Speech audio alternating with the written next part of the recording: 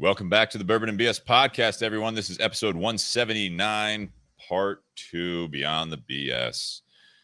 So we just finished up with part 1, where we were reviewing the barrel bourbon, batch 029.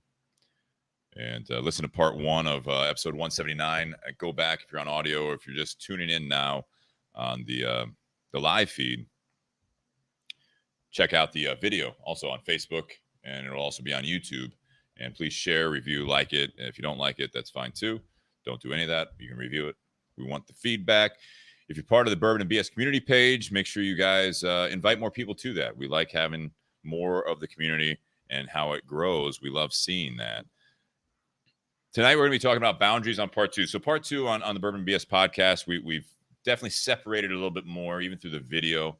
It's still part of the main feed and everything else, but we've separated it because it does go a little bit away from the reviewing of like part 1. You know, we reviewed the whiskey, the cigar, and the pairing and talk a little bit about that. But that is where the community kind of comes in and brings everyone together. If you guys have people that may benefit or enjoy this part of the show and aren't as much into the cigars and whiskey, but they like the community, the life topics and things like that, that we all benefit from having this connection through hobbies, lifestyles, if you will, of cigars and whiskey. This is something that I think is lacking in the world as we know it now and today, and especially after what we've been through in the last couple of years. Something happened? Yeah, something happened. Pandemic, if you haven't heard. Yeah. Forgot about that. So that being said, tonight we're going to be talking about boundaries in your life, almost like borders, you know, but setting up boundaries and the importance of boundaries and why we need them and what are some of the struggles with doing that. If you leave yourself open all the time for everything and put yourself out there all the time and don't have your guard up, sometimes you may be opening yourself up not only to more information, more opinions, but also for more anxiety, struggles, and influences on your day-to-day life.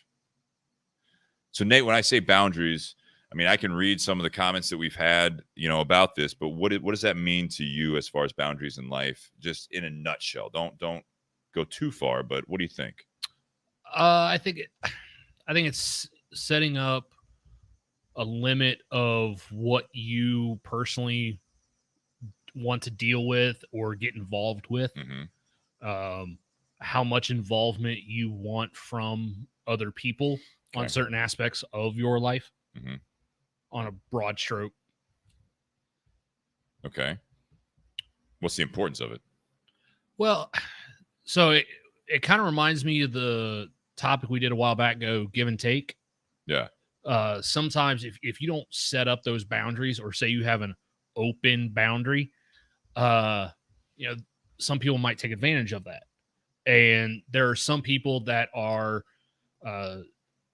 too good-natured to a fault, mm-hmm. and they'll just open themselves up a little too much, and people will take advantage of that. I'm not trying to use that as a parallel for something else. Specifically, personally, mm-hmm. people will open themselves up too much, and they have such a hard time saying no that they just get taken advantage of. That's a big one. Saying no. Yeah.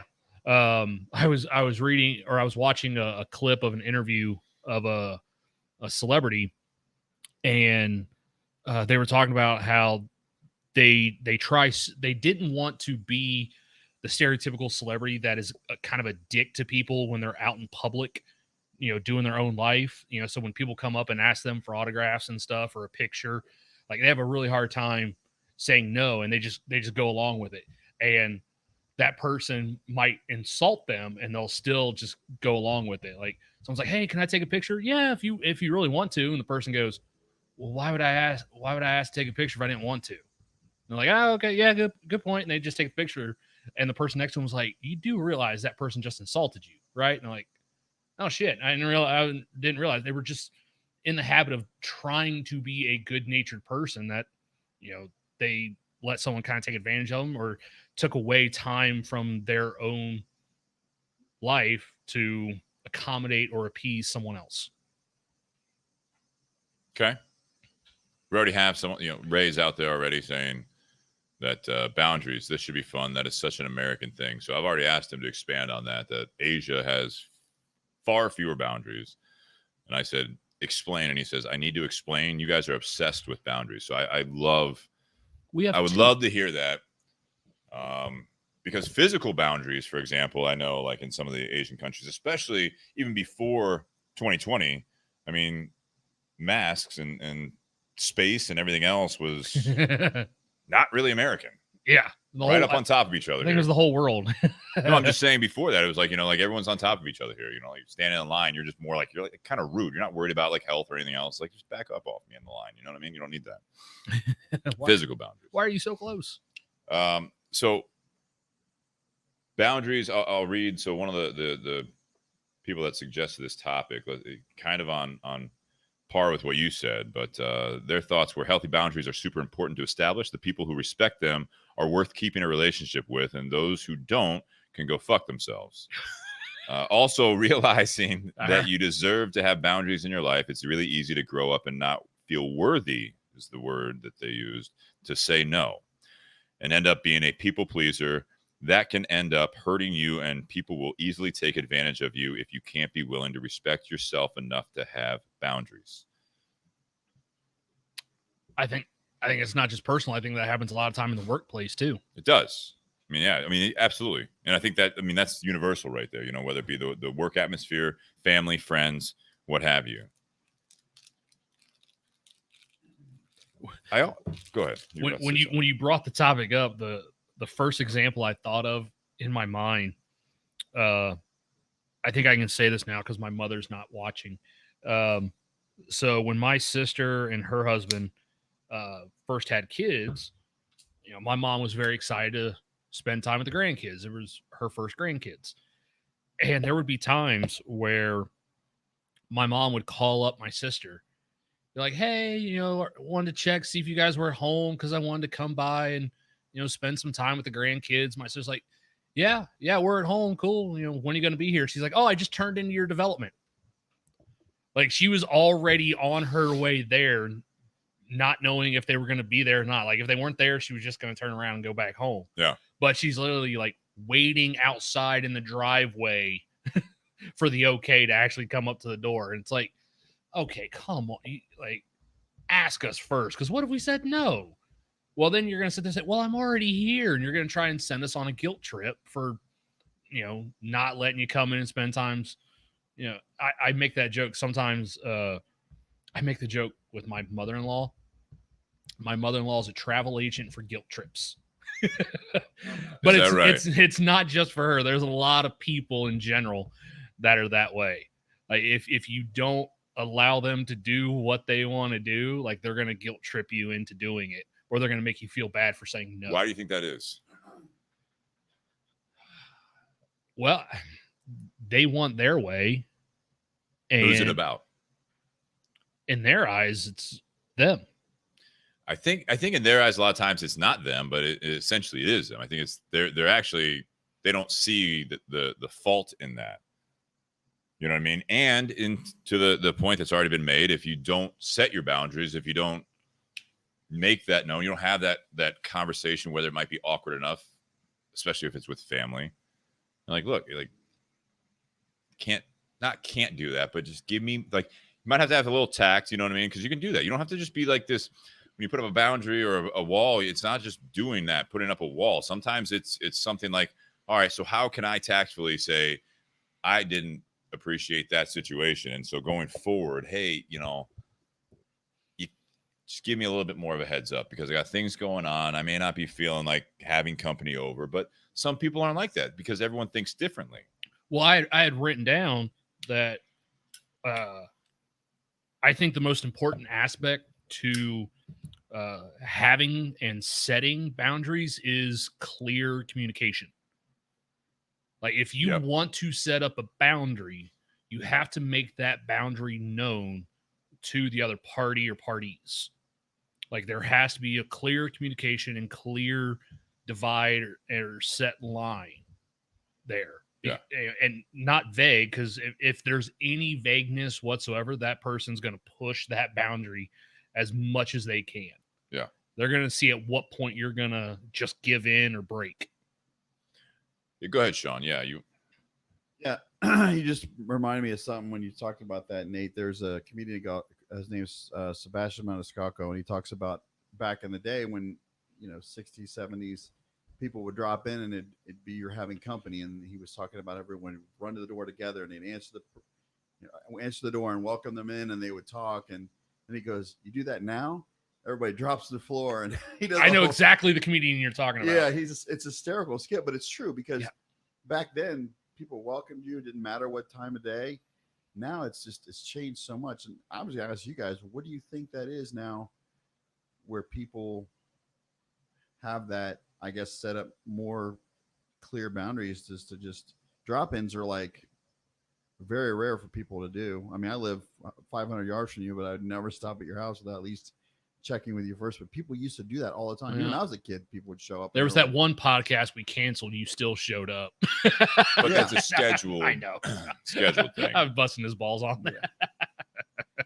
So then that was just my question. Like, what do you guys think it is that back then it was a lot more, people were more welcoming, but now it's just. I think, if you're talking about the type of behavior I'm thinking of, like in a neighborhood like this, right? Like even like in like houses, and like my house was built in 1975, right? So maybe pushing it back further, you think like 50s and 60s and like the classic Americana type feel. Is that what you're talking about? And I think, with Ray being over in Vietnam, I mean, it's a cultural thing. Yeah. So it's different. But if you're talking about what I think you're talking about, there was a society norm where, if you will, that you had to always be prepared to throw tea on, or you always had to be prepared. Like the house needed to be tidy, because if someone happens to drop by, you're keeping up appearances, and you don't want someone to walk into your home and you've got, like a lot of people's homes, especially today, where it's like it's a functioning atmosphere, but it's also you're on the go constantly, especially if you have family. If you're like even me, like, it's like I'm on the go a lot. So it's like, yeah, I clean up and stuff like that. But if I want to leave mail on the counter, if I want to leave glasses in the sink because I'm going to do that tomorrow when I'm not working or something like that, then I'm going to do that. Now, if you came over, I'm going to probably apologize. Hey, sorry about the mess. Like, and half the time you're like, no, my house is like, not you personally, Sean, but someone like, oh, my house is even worse. You know what I mean? Mm-hmm. Because everyone's just in this functioning day to day where it's not always that way. Where before, I think there was that, like, because so much more acceptable. It was so much more acceptable. There was more of a community feel. We may have replaced that a little bit with your online persona. Mm-hmm. And so you put your best self out there on your phone, on Facebook, on whatever it might be. You know what I mean? And then you don't necessarily have to have your best face on. Point. You don't have to, shit, look at this last year, for Christ's sake. It's like half the people are working from home in pajamas. Mm-hmm. If your boss showed up, like, you're shocked because of COVID, but it's like if they showed up and be like, hey, I just want to check in on, we're doing house visits just to see how everyone's doing. And you got like like some pizza sauce on your face, you know what I mean? And you got glass ice of cream, whiskey, glass of whiskey next to your computer. Glass of whiskey, and they're like, it's 11 a.m. We're like, yeah, I do. That's from last night. No. I had a couple times last year where we had a team meeting, and I actually turned the video on. I was sitting on my patio smoking a cigar during my team meeting. There you go. I guess another thing too I was going to bring up is for boundaries is, I guess, social media. And you look at the gymnasts on the Olympic team. She's had mental issues and she withdrew from everything. But I think a lot of it's probably pressure from social media. There were, you put yourself out there in the public eye. There are no boundaries on. And like if you're on Insta or Facebook, there's a lot of trolls out there, and they can really, but maybe cross those boundaries. Oh, that's that topic. But maybe with that, sorry, maybe it's fine. Maybe in a case like that, and I, didn't read or see everything about what you're talking about. I know vaguely what you're talking about. Maybe that person's putting too much out there on social media to where they feel open to everything. Right. And maybe if they were a little bit more reserved, there wouldn't be all those eyes on that person. They don't know what that person's doing all the time. Yeah. But that person's on TV, they're doing commercials, they're doing ads, they're on radio, they're putting stuff on social media. And so all these people are like, think, oh yeah, I see this person all the time. It's like we're next door neighbors almost. And Yeah.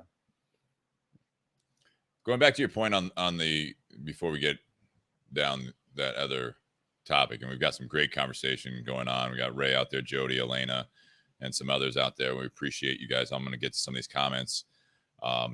Going back, I also think there was a little bit more of a welcoming, if you knew your neighbors, right? Or so when you moved in, I'm not trying to get into the bigger like social injustices and how like neighborhoods change, but to your point, if someone moved in, there was this thing where you bring over something to the house, or you introduce yourself at the very least. Yeah. The amount of times that I've moved, that doesn't happen. I don't move very often, but I think a lot of people out there listening could probably say the same thing. They move into a new house, they move into an apartment, and you may say hi as you're in passing, but there's no like welcoming committee. Right. There's no welcome to the neighborhood. No. Mm-hmm. There, you might wave to them, but you might live there for 6 to 12 months and not even say hi to them physically. Right. Which is more, I think, the social norm now. I describe, our neighborhood a little bit, excuse me. And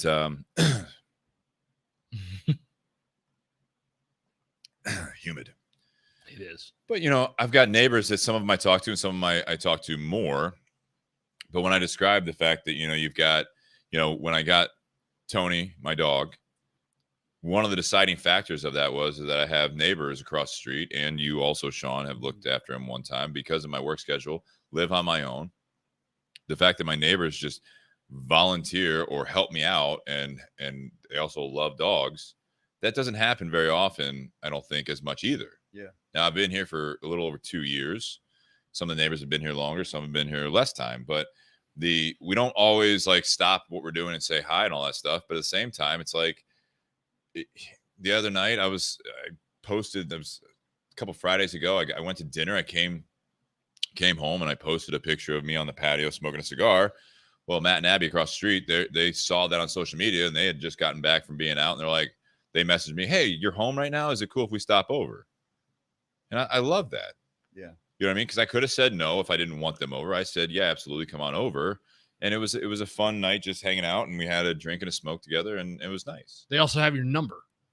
Like I don't have the phone numbers of any of my neighbors now or anywhere since I don't think I've had neighbors' phone numbers since I was probably in middle school. You're at that age though too. I mean, like, so my mom living on her own in a nice neighborhood, right? So like the neighbor across the street has changed over a couple times, but they've, she's in her 70s living on her own. They have her number. They also have my number. They've never had to use it, but they have my number just in case, like when she's out of town or whatever, something needs to be taken care of, or God forbid something else, happens where she needs assistance and they need to get a hold of it. It's just something I think the community, I'm hoping that coming out of what we've gone through, not only just last year, but the way that we've gone hold up into our phones and social media, that there will be a little bit of a more of a welcoming thing that we talked about it on the podcast. You can have boundaries, you can wave, you can do all that stuff. But when we had Michael Herklotz on with the front porch friends or whatever, people weren't sitting on their back porches as much. They were sitting on the front porches because people were walking by, and it was like they needed some sort of social interaction. Yeah. I like that. Jody says, I grew up with people popping in unannounced. I actually love it. I think for me, it's something that there are times where I'm absolutely in the mood. There are other days, like days off, that, and it hits me every once in a while, that I just need it to myself. And I won't pick up the phone, even if, like, Sean, if you were calling me on like a Monday and I was just like, this is my time, I might text you back. I might see if you text me after I don't pick up. You might leave a voicemail. I assume it's not. I think that's part. I assume that it's not important. If it's important, you have the text. You can leave a voicemail, whatever it might be. You might call 3 or 4 times, whatever it might be. But other than that, I assume it's just small talk. And you know what? Not right now. text you back a couple hours when I feel like it, whatever. Sometimes you need that. Maybe you're dealing with something and you need to take the time for yourself to actually deal with that. And, you don't want to have that distraction, and then sometimes maybe you need that distraction. So that way you're not just dwelling on something for too long and it become negative and toxic to yourself. Yeah. I'm trying to look at this. Conversation getting heavy on that. We love it. And I've missed enough of it that I'm like, oh, shoot, I don't know if I can go back to this. To your point, I'm going to give my opinion, and it may not be a popular one, Sean, about what you were talking about with Simone in the Olympics. Oh, yeah. You want me? I'll wait. Yeah, go ahead. Sean's got to use the outhouse. Yeah. It's motion in my driveway. I wonder what's going on. Well, let me ask you, Steve, when you are setting boundaries, not in general, but with specific people, does that other party have to agree to your boundaries in order for you to have them? Do they have to agree to it? No, I don't think that's part of the communication you were talking about. I think that the boundaries sometimes need to be obviously clarified to be effective and successful. If they don't agree to it, then you're at an impasse, and that's where the boundaries, I'm not going to say are walls, but you can say that, I've made my side of this situation, whether it be work or personal friendships or whatever.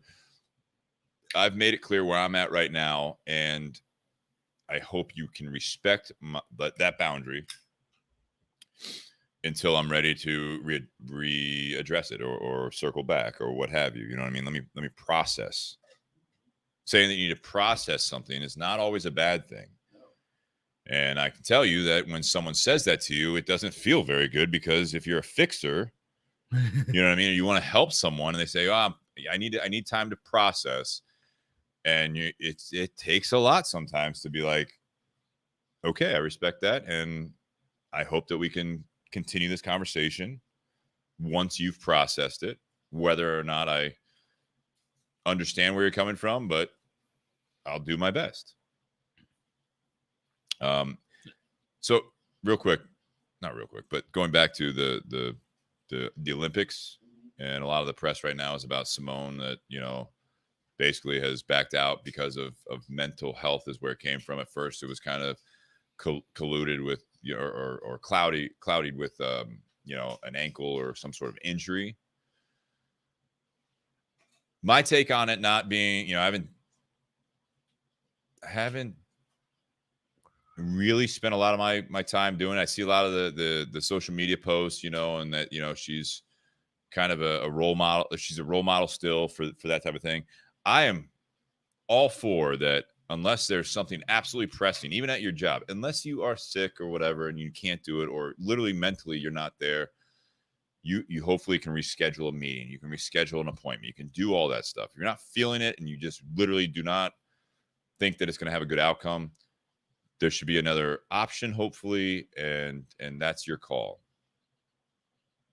I look at the big picture with that one, and I can appreciate all the sentiment behind it, whatever your feel is. Obviously, I've talked to some people, and they're like, well, if Michael Jordan wasn't feeling like it was Game 7, he'd be out there. Like, that's some of the people I have in social circles, and I agree. I looked at the whole someone posted something about like Carrie Strug when she had that messed up ankle or whatever, and she still vaulted and won. Also retired after that at 18. So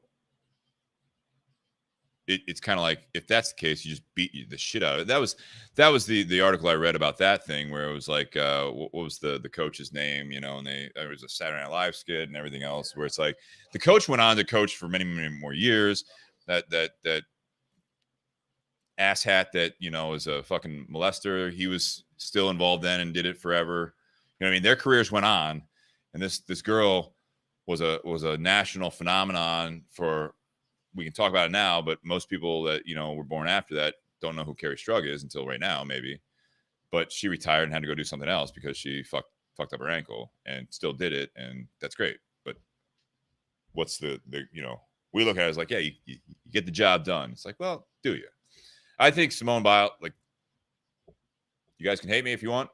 She wasn't doing well. She wasn't right in the head with what's going on. She went to the Olympics. She made the commitment. She wasn't doing well. She made a team decision that she thinks that if she would have competed, it would have hurt the team more than if she didn't, is what I looked at. The mental health stuff was the stem of that. But if you looked at it, she wasn't competing well because of what was going on, whether it be in her head or whatever. But she's got this level to follow through with, being the best, the GOAT, and the pressure of that and whatever. Like, fuck, she could have had something going on in personal life that we haven't even heard of. She didn't want to compete. That's on her. Do I respect the decision? Absolutely. Do I respect her as an athlete? Absolutely. Do I think that, growing up, I would have wanted to see her compete and get, push through it? Because that's another thing that they really push for, is that, that's part of being at that elite level, that you need to get the job done no matter what. There's the conflict for me. But I think that she looked at it. Gymnastics is still a team sport. And for her to pull out of some of those competitions, she seemed to think that she couldn't do it, whether it be mental, physical, or whatever, or both. Well, I think there are some people out there. Look at you. Go ahead. Look at Jordan. That's something that I can identify with. Won 3 titles in the early 90s. Mm-hmm. His dad got murdered, and he backed away from basketball because he was not right in the head. Came back later, but he pursued, minor league baseball. He pursued something. Obviously he had other businesses going, but he was fucked up in the head, and he's like, I'm out. That's fine. If that would have happened, a year or so prior, mid-season some year, who knows if he would have taken a leave of absence? Probably. So I think some of those boundaries are some of those things that if something's going on, sometimes you have to be able to say, enough's enough. Like, not forever, but I just need to back away from this or this interaction or this person or this situation, what have you. You may have to do that. I think we've lived in like, Ray brings up, different cultures and everything like that. I think it is probably over in Asia and other parts of the world, but I know here for a long time, you call off sick, you need to have a doctor's note. You take a personal day, why? If you say, well, because it's a personal day, I'd rather not talk about it, it's in your file. Even though it's part of your pay plan, it's part of everything else, but there is a guilt trip included in that personal day, especially if there's something important going on that day. And I can appreciate that because you now have put the business second to you, but the culture is shifting a little bit, I think, in this country based on what's going on recently. If you don't feel comfortable, whether it be mental health, whether it be physical, whether you don't feel safe going into work because of something like COVID, these are life decisions. That being said, if you put up that boundary, you do also have to realize that relationship or that job or whatever it might be, Simone may not be able, like, she might retire after this. And she'll do very well. She's done very well. Endorsements are going to keep her on. She's got a whole new line, I think. I'm not saying this is intentional by any means. I don't think this is something that she's playing for the long game of endorsements or career. But I think that she can be, I was going to say catapulted without even trying to make a pun. She can be, she can use this as part of her Olympic experience and career as something that she can continue to impact people. And I think that might be good. I think what a lot of people looking in that particular situation are thinking from a sports aspect, like if you compare Simone Biles to Michael Jordan's playing an 82-game season every single year. Other people look at it and goes, this is the Olympics. It happens once every 4 years. Like, all you needed to do is go out and do this job this time. Like, you did it 4 years ago, and yes, there are world championships and there's training all year round, but the limelight is really only on them every 4 years. So I think a lot of people look at it and go, just like push that shit aside, do what you're there to do, and then deal with it afterwards. Yeah. Well, so, and that's what, we get some comments out there. If she didn't want to compete, then why go and take the place from someone else? She was performing poorly and needed an out. I think that is part of that. But again, I mean, she also is the face of the team. So, and I mean, you kind of glanced over glazed over like the 4 years in between. That's an 82 game season. I mean, that's it.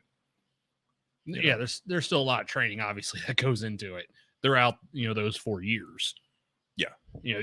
But a lot of those athletes, like, they're spending those 4 years. Like, the reason they do the world championships and stuff like that is to prepare for the Olympics, to get qualified and be good enough to represent their country in the Olympics. And then the Olympics happen and it shows up, and that's what you're there to do. Yeah, I mean, and so like even like taking it back here, like to everyday stuff, taking it like scale it back from the Olympics. I mean, again, I think we could talk about that type of stuff. Everyone's got their opinion of it. First of all, anyone watching this, if you've been in the Olympics before, please comment and let me know how you handled it. The rest of us armchair quarterbacks. Yeah, well, absolutely. But Navi says, some people require boundaries and some people have common sense and the respect of your life. At the same time, getting a call from a client at 11 p.m. because their AOL email isn't working requires a boundary. Yes, I think, again, there's the communication on both sides. If that is your client and you say you're available 24/7, they call you 11 p.m., you better pick up. Yeah. Because you told them that's what they're paying you for. That's why they have you on a retainer. That's why whatever the contract might be, but you're available 24/7. Me at the cigar shop, if I close the shop at 9 or 10 o'clock at night, and you're next door at the pub. And it's like 9:05, 9:10, I'm still working. Yeah, sure. Like, what do you need? What do you need? Yeah. But if you call me at 11 o'clock, but hey, man, can you open up the shop? I'm like, I'm already home, man. I'm in bed. Like, what do you like? No, like, our hours. That happens on the holidays a lot too, by the way. It's like, New Year's Eve. First of all, it is what? July 28th right now. New Year's Eve is December 31st. So if you need a cigar for New Year's Eve celebration, don't wait until 8 p.m. on New Year's Eve to buy a cigar. I'll get a birthday cigar. All right. I think boundaries are important for your mental health for sure. I think this is something that not only mental but physical health. I think this is something that you constantly have to reassess, and this is saying no is not always a bad thing, but always a but. You have to be prepared for what comes after that. If you say no once, if you say no too many times, if you keep shutting down and only putting yourself first, there should be a limit to that too, I think. Yeah. Well, like I think about with in business, with work, and over the course of the last year and a half, like during the course of the day, when it's the hours that I'm supposed to be at work, I don't go onto the back porch. I don't leave my laptop at my desk, go onto the back porch and take a cigar break and then go back to work. No, during that time, the company's paying me. I need to be at my computer, at my phone, doing what my job is, doing what the company's paying me to do. But I do not have my work email or Teams on my phone. So there are some people in my old team, because I just started a new position this week. There are some people on my old team that they have their Outlook and their Teams linked to their personal phones. And so throughout the night, they'll still see messages or communications between team members. And that came up in a conversation I had, I think it was with my manager last year, or no, it was 2 years ago with my previous manager. I was like, no, he's like, did you see this message that went out? I was like, no, I didn't. He's like, why? And I said, because I was clocked out. I was done for the day. I've always said it. When I leave work, I leave work. That's the type of job you do, though, too. Though that's the other thing. Like you've got a space mission going on, and you got, they're traveling to the moon, and you're like, well, I clock out at 5. I know they're traveling. Well, there should be have any issues. There should be someone else there on second shift, because that's what that job requires. Valid point. But you're not going to require that person be right there at their terminal 24 hours a day, 7 days a week, because they're not going to actually be as productive the longer that goes on. Yeah. Someone else has to take in, so that way they can actually recover and be ready to perform at their top level the next day. With me, like, I will sit there, I will work overtime to get my job done, or to get ahead of anything I need to do. But once I clock out everything from work is put aside. Now it's time for me and my family during the rest of that time, because that's that boundary. So from 8 to 5, I am focused on work. I'm not doing personal stuff. I'm not doing stuff for the household. Like, I am focused on work because that's what they're paying me to do. That is my boundary during that time period. Once it's outside that time period, I have crossed that boundary into something else. And now that has a boundary. Those two are separate. There's not a Venn diagram where those two connect. Unless that's a job you signed up for, is my point. Yes. So if you have a clear job description that you need to be on call or be available, then that you agree to that side of it. Yeah, but like if you're an you're attorney, volunteer firefighter, or you are on call at your job, like my old job working at Battelle, every weekend we would have some techs that were actually working during the weekend, and then there was always an on-call tech. So if someone was late, someone got sick, there was a death in the family, there was someone available to come in. The rest of the staff was not on call. You had just that one person, but that person knew, if I'm on call, I probably shouldn't schedule a golf outing that weekend. Been there, done that. Well, I was just saying, like right now, for example, like, so tonight we're doing the podcast, and this is something very, very trivial to a lot of people, but it's the livelihood of me and people that are involved in the shop, right? So if right now I get an alert that the alarm's going off at the store, I'm the closest to the store. The owner, Brian, is 20 minutes up the road. So what are we going to do if the alarm's going off? We'll try to assess it, and if I have to go in, I have to go in. And then Sean's going to take your seat. And that might be something that if you've got a significant other, you're at a function or whatever, it's like, this is my job, man. Like, this is very rare, but I got to go. Yeah. Sorry, I'm busy. Take what you guys want. We'll assess it with the insurance company later. No, fuck that. That's an emergency situation. Yeah. And so obviously things with an emergency, a little bit different. Like, so yes, if an alarm went off at 11 o'clock at night, like, you may have to go into the shop and see what's going on because you're the closest person and you also have keys. Yeah. If it was 11 o'clock at night and someone called you wanting to buy a box of cigars, or even if they wanted to buy $1,000 worth of cigars, well, okay, 1,000 you may go in for. But if they wanted to buy a cigar, like, no, like, come in, from 10 to 8 o'clock when we're open. There's different boundaries for different situations. Yeah. Sean, go ahead if you want to. I got something coming up here on the feed. Comments here. My previous job, I'm on Amazon now. My previous job was in aviation, like a lot of you guys know. But there was a lot of times where I would hope to clock out at 5 or whatever, and I would deal with pilots calling me or one of my people calling me with a problem, and after every once in a while I don't mind it, but it became a habit. And it started affecting me mentally. I was having like anxiety. I wasn't getting enough sleep. I was stressed. And oddly enough, I have an interview for an aviation company on Friday morning. But good luck. I made it very clear to them with my boundaries that, hey, clear communication. Yeah, I said, finish.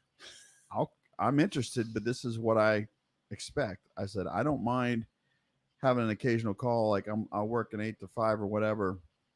If there's an occasional call, that's fine, but I don't want to be sucked into the whole, like, be on call 24/7 and then on your days off.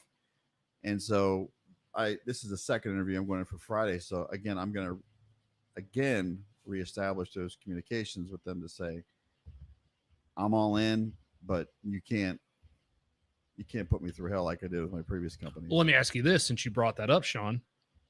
Let's say your second interview, it goes well, all right? And at the end of the interview, they actually say, we want to hire you if you can be that person that's on call all the time. Nope. I won't do it. I already made that pretty clear, and I'll make it clear again. So you had that communication with them, and you also had that communication with your family. Right. So that way your family's not like, oh, really? Like, you turned down this job that's paying more than Amazon all because of that? Like, yeah. No, we agreed to this. And that's what I brought up earlier. Like, that communication, the other party agrees to it. Yep. And my wife is very, she's excited because obviously I'd be making a lot more money than I do at Amazon, which is good. But she's also very clear about, if you think this is going to screw with your mental health, don't do it. We're okay with where we are financially with you being at Amazon. There's a couple other companies that are interested in me as well in aviation. Again, I'm establishing my boundaries with all of them. She supports you and has your back. Yeah, so I'm excited about this job. They're based in Boston, Stevie. I may be going there quite a bit. Boston. It's pronounced Boston. Boston, sorry. Boston. A. My apologies there, Stevie. Go fuck yourself, all right? All right. There Say it hello to is. your mother Drink. for me, will you? Say hello to your mother. All right. So yeah, we'll see. I don't know. I like what they do, and they're well established company, and so we'll see what happens. Well, good luck to you. Thanks, man. Got a couple comments here. So we had Ray. Still had some comments going on about the Olympics and everything else. And what I'll say to that is that yes, it's a national or international stage. The decision that Simone made, it can be applauded. It can be looked down upon. That's the opinion of anyone watching, because it is an international stage and this is major news. We also are looking at people that are performing sport as role models. This is another conversation altogether. Okay. But with her, it's one of those things that if they were an employee of yours or even a coworker, for those that don't have employees, but in the position you're in, and Sean, I'll put this to you, and then I want to get to these comments, but I wanted to address this, is that if you have an employee or a coworker, so you're at Amazon right now, right? You have a coworker that calls off for and you find out that they're having a rough time, mental health issues. Right now in the society, and I know Elena had commented about how sometimes mental health issues are now becoming, and I think it's actually past tense, becoming more of a negative connotation. I'm gonna look at this before I get another comment today. Hang on. Yes, because poor mental health has a negative stigma attached to it, and it had before. But if that coworker calls off for mental health issues, a week later calls off for mental health issues, calls off a month later for mental health issues, and you're covering it up. Not covering it up, but you're covering their load. As a business, where is there a line with the boundary from the other side where it's like, yeah, it's like not going to belittle this, but a friend that keeps backing out. You make plans, they back out. They make plans, they back out. They make plans, they back out. When will you stop employing that person? When will you stop inviting an athlete to a competition? When will you stop signing a contract for an athlete? When will you stop involving that friend? When it's just like, it's always a crapshoot. You're not reliable at this point. And then that person complains. So it's not even about stop. feeling. No, it's not even about feelings. It's like, take care of your mental health issues. This isn't a fit anymore. Right. Friendship, relationship. Yep. Because sometimes you have to look at your greater good, or for the Olympics. It's like, well, do we invite her back? It's Simone. Like, yeah, she wants to compete again. That's great. What if she does it again? I think or if she doesn't do well and she says, well, I didn't do well because of mental health issues. It's like, then go do something else. Right. And I think with your life. With regard to what you're asking, like in a work situation where somebody would keep doing that, of course I would cover them maybe the first once, twice, maybe 3 times. But if it became more than that and became a habit, if they're working for me or if I'm their boss, I would bring them in and we would have a conversation and say, listen, there's something deeper than just we need to find out what exactly is going on here. You don't have to tell me personal things, but we also need to establish how often this is going to keep happening. And with the whole, and on a side note, with things being, the whole mental health, my wife's a counselor. Right. So I've dealt with depression. I've seen counselors for years.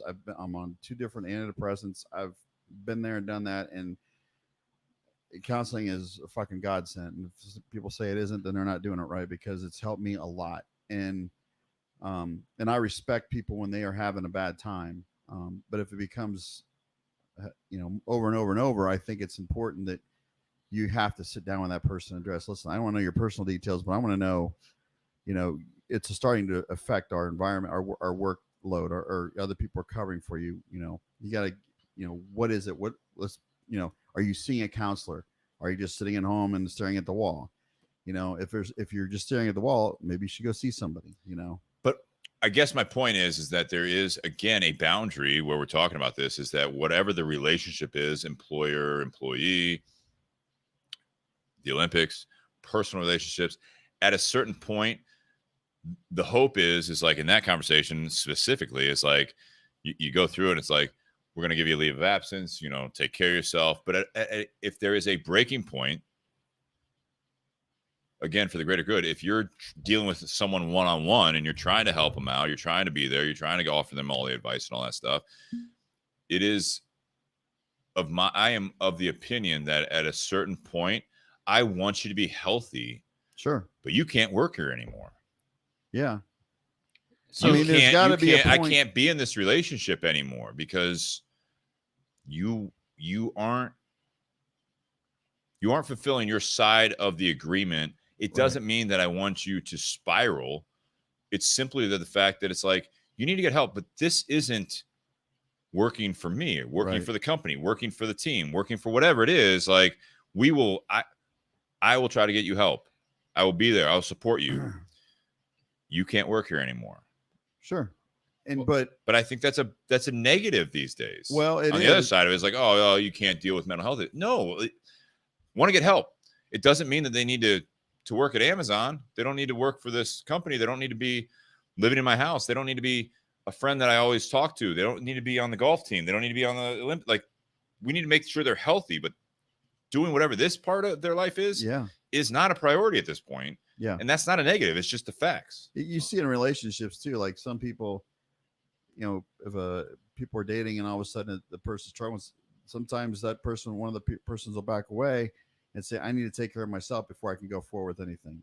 And the fact that they can recognize that hopefully will help both parties, because then you have a clear boundary of like, okay, they're acknowledging they're having an issue. They need to take care of themselves. We need to let them go and let them get the help they need.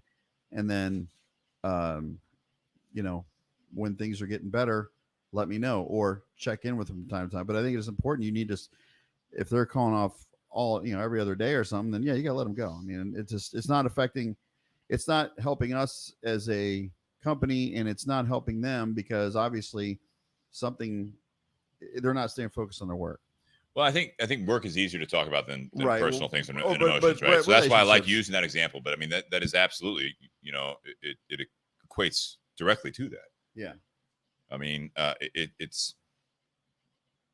Because I've been in relationships with girls, you know, where I've been like. Not recently. Well, no.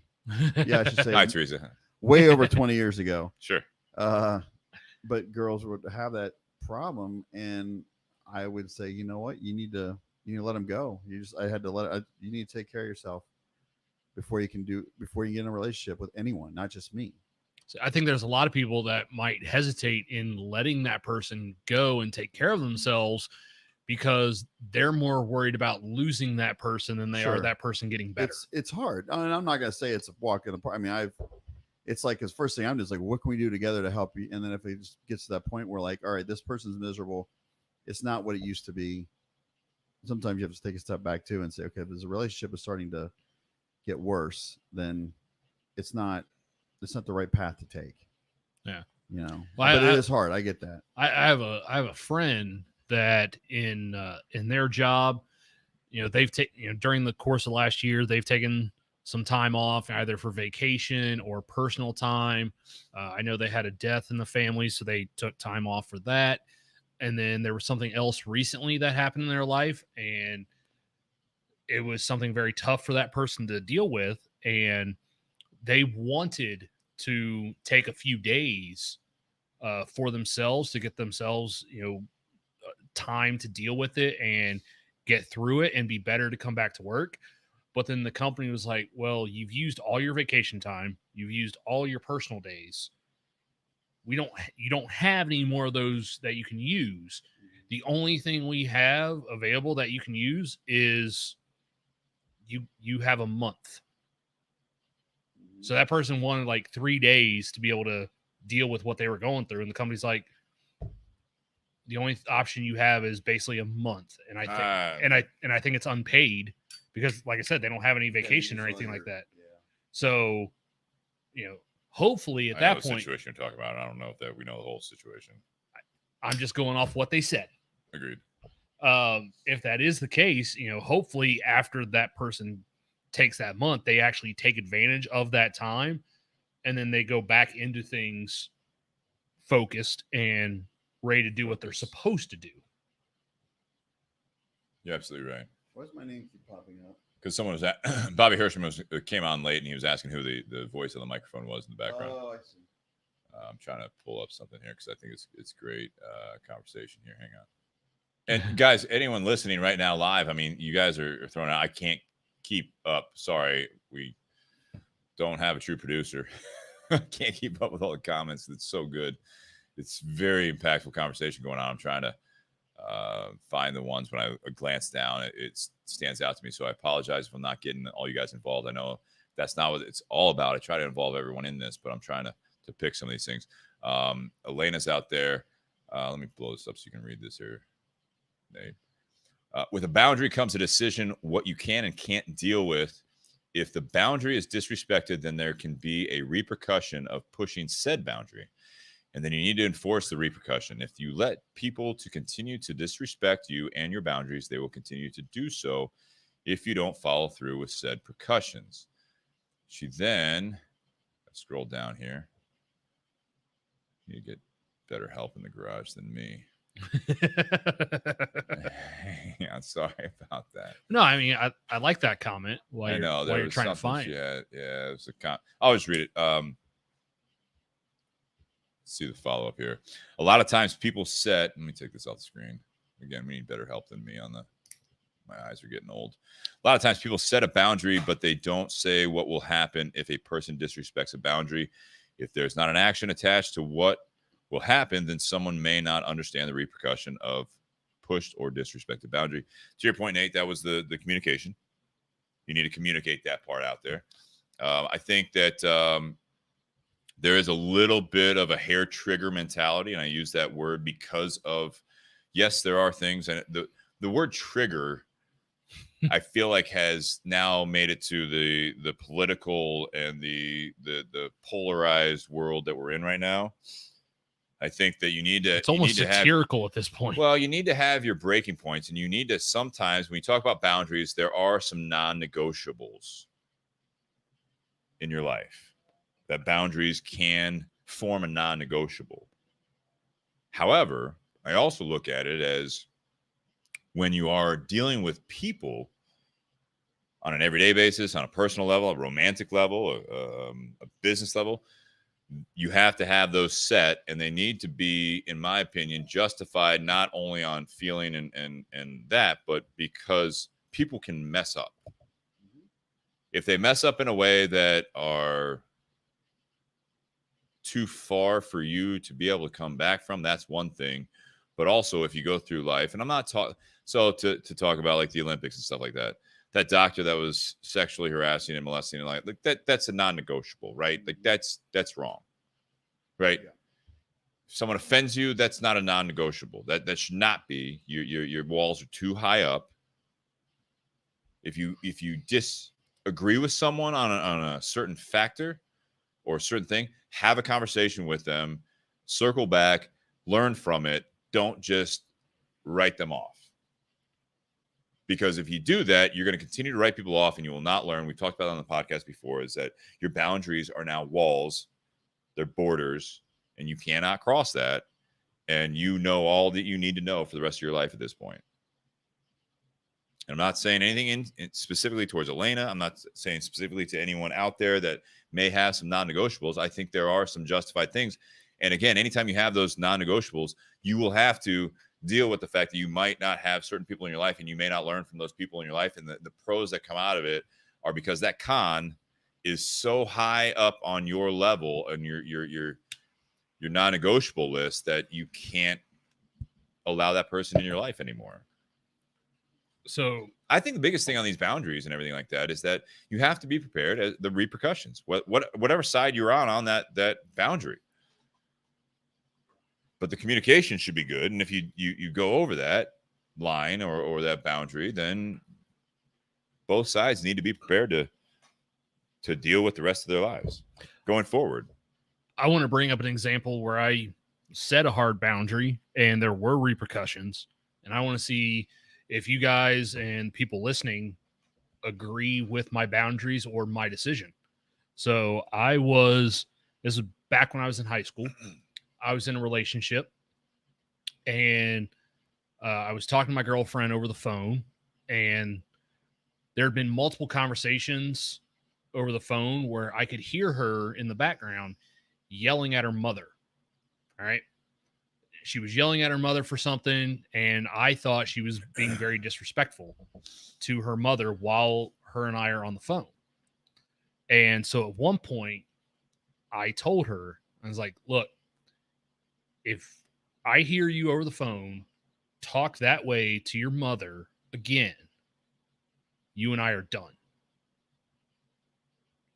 And sure enough, the next time we talked on the phone, she did that, and I was like, "That we're done. That's it. I can't be in a relationship with a person that's going to treat their mother that way, because how do I know you're not going to treat me that way?" All right, and I ended it. So you're asking if we agree with that? Do you think I was right to, one, set that boundary, and two, end a relationship with someone I had strong feelings for? I think with that person. So not knowing it, I think there should be more conversation there. I think that's something that, again, if that's a non-negotiable, then you have now brought into the fact that you may or may not have dialed into that situation further. Why do you talk to your mother like that? Yeah. Did something happen? You have a conversation. You talk about communication in this episode. Nate, did you? And I'm not yes, grilling we you, did. Because everyone's got these. Again, in life, you handle things differently, right? And you handle things differently, years later than you would when that situation may have arisen prior, right? Sure. What you just said was, you're on the phone, she's being disrespectful to her mother, and you're like, "Don't talk to your mom like that." Well, I talked to her like, "Don't talk to your mom like that." That's like a non-negotiable, is what I was hearing, not knowing the other conversations. Go ahead. So when you hear that part, and that's also part of the culture we're in right now, is that you fucking hear that story, and it's like, well, did you hear the other person out? If you hear the other person out and you're like, well, my mom's a bitch. That's not what? How is she a bitch?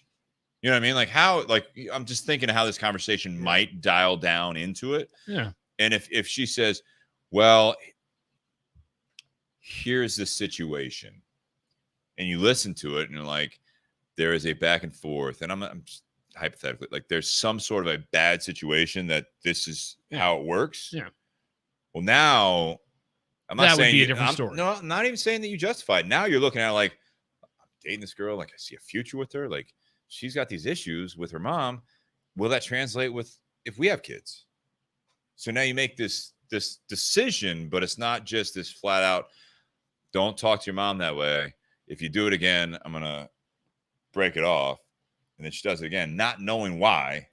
Then that's a shortcoming that you may have dodged a bullet. You may have missed out on a great opportunity. I don't know. The biggest thing is you try to dial in a little bit, and then therefore then you can make a better decision on how you want your side of it is, and what your boundaries need to be on that type of relationship. So, I'm not saying you handled it right or wrong. I'm saying that was what you offered us. That's where I'll look at it as, you need to dial in a little bit further. So the next day at school, when her and I were in class together, like, we actually did talk about it face to face. So I gave her the chance to explain, like, what was going on, if there was something more serious or deeper going on at home. She's like, no, I was on the phone with you. My mom asked me to clean my room. Well, that's not an unreasonable request. You can easily just sit there and say, hey, I'm on the phone with my boyfriend. As soon as I get off the phone with him, I'll take care of that. As long as there is that communication. But she's like, no, she just told me to clean my room, and I didn't want to clean my room. It's like, you're still living at home. You're a teenager. Like, fucking deal with it. Like that's part of being a teenager. I had to do the same thing. And sometimes I would, I had a different relationship where I was a little bit older than the girl I was dating, and her parents were okay with the relationship because they looked at the fact that I had gone through college and I was in a career and I had my own apartment. They're like, no, you've shown that you have priorities. Like you have a job, you have goals, like you've done all this stuff. We're cool with you dating our daughter. And then their daughter kind of had an ultimatum in the relationship. And I was like, well, your parents are cool with us dating because I've done all this stuff. So like, how can I not expect the same thing from you? Like she wanted to drop out of college and start having kids. And I was like, no, that's not what I want to be doing at 23, 24 years old. And I made that very clear. And I was like, no, like your parents are cool with us dating because I've shown responsibilities. Like you need to have responsibilities as well. You can't, I know you still live at home, but you can't sit there and just, live like you're 12 and living at home the rest of your life. Like that was a very weird dynamic she had with her parents.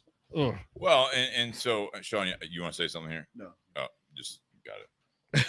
We still got him live, right? No, So yes, he's still. I need to get like two cameras in here. So he's still hot mic. Patreon.com/Bourbon and BS podcast. I need to get this whole garage just outfitted with like 4 cameras and You got a little bit of tobacco on your forehead. yes. No, you answered. Thank you. You covered sweetheart. everything I had to say. Because when you first Sorry, said that man. story, no, I'm not saying. I'm just glad you did because I think that when you first heard the story, it was like, well, that's pretty strong ultimatum just for one conversation. But now that you hear more, it makes more sense. So, Well, I think as you grow older, there's going to be some underlying consistencies, right? That you don't even realize how you interact with people, right? Like whatever your relationship with your parents may be, or what you see the relationship between your parents, together or separated or whatever it might be. Elena actually, who I posted the comment, but oftentimes the relationship with our parents is very different than our relationship with others. So there is an evolution there. There's a response. I think response is probably more accurate. Is that there are times where you see what your home life might be, and then all of a sudden it's like you respond that way, but you also realize that you don't want it to be that way. So in your situation, Nate, with that girl, it is something that she, and I don't know if we know where she is today, she could have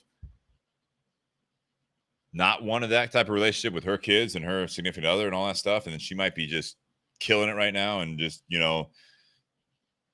all is well, all is bliss and all that stuff. Or she might, it's just how you handle it. right. If you don't want that type of relationship, but when it comes down to it, you are so ingrained with that socialization that you can't escape it. That happens too. I knew if I'd have try your best and you're like, oh no, it was not an affectionate relationship between my mom and I. It's not an affectionate relationship between my mom and my dad or whatever, my brother and I, my sister and I, my family and I, my aunts and uncles, all that stuff. I want better. 20 years later, it's the same goddamn thing because you can't run away from it sometimes, which is, it's fine. Right. Not fine, but it's like, it's reality. This is how it's like people that, I don't want to be an alcoholic because my dad was an alcoholic. My mom was an alcoholic. My grandma, whatever, whoever the person is in your life, my friend was an alcoholic. I'm not going to do it. 20 years later, the person you're talking to is now an alcoholic. Like shit. You can't escape some demons. Right. Can you do me a favor and please post Bobby Hirschman's last comment? Put it on the screen. I'm not even going to read it before I post it, so we'll put it up here. Bobby Hirschman. Here we go. Yeah, right there at the bottom. Yep. Bobby, that's awesome. Bobby Hirschman, who is coming back in town in September. We might do a Thursday night podcast if we can make it work out because I want to get him on here. My friends would ask, what's for lunch? My mother would say dick and bubble gum, and we are all out of bubble gum. That's the topic, but thought I would share this. That's quoting the 80s movie They Live. That's what that is. I'm here to kick ass and chew bubble gum. I'm all out of bubble gum. There's less dick in that quote, but yeah. Yeah. Thanks, Sean. Really, No. really, you and Bobby really classed up the episode. Yeah. No, in that example I gave, like, I know if I'd have talked to my Mrs. mother, Hirschman seems like a saint. I know if I'd have talked to my mother the way this girl was talking to her mother, I'd have been in the hospital.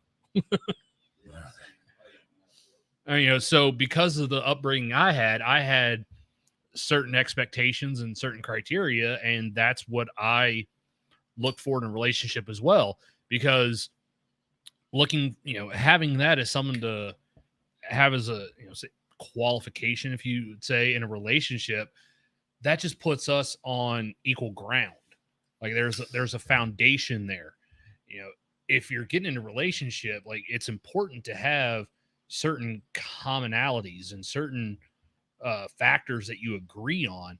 Otherwise, the two of you are just building your houses on different material, and that house isn't going to stand very well. So you have to have a strong foundation, a strong base for that relationship. And if the two parties are just, and it depends on what you value more than other things, what it is that you value, you need to find someone who also values those same things. That way you can build a stronger relationship that's going to last. Well, I think, yeah. So we're talking about boundaries. We're talking about these things that, it could end up being walls. We're talking about, but I think that's part of it. The boundaries need to be something that are possibly building blocks to the common denominator, the commonalities of what works for your life. And goal as well. Goals, yeah, works. Yeah. That's what absolutely. That's what I mean. Yeah. I mean, if you're in a relationship with someone, a romantic relationship, what's the ultimate end goal of that relationship? Most people, it's going to be getting married to that person and spending a life with that person. All right. But if there's too much stuff that you disagree on that are core factors for both parties, that's not necessarily going to be a healthy relationship, and it may doom that relationship. So in a lot of the cases I had when I was younger and dating, whenever I came to the realization that this relationship was not going to work out long term, I cut it off right then and there. Instead of dragging it out and making things possibly more difficult as it went on, I just cut off right then and there. Let's rip the Band-Aid off right now. Let's not try and patch this thing up and hope for the best. Like, no, if this isn't going to work, then we need to just cut it off now. Because that, in my mind, for me personally, was the best thing for both parties. Because then I can pursue what I want, and that person can pursue what they want. Sure. Because even though we may be happy right now together, we may not see it working out long term. So if that person's not, if there's either the goals that you're talking about, right? If There's either party, because it's not just, hey, I want you to do this, you need to change. It's not that. It's, we need to have some sort of commonality. If we can't agree on the, what I find important versus what you find important, then it's best for both of us to go our separate ways. All right. So go ahead. If we have a relationship where we have the core foundation set, then we can work on the secondary and tertiary issues. Those are easy to work through. If you don't have the primary issues, that's a lot more difficult.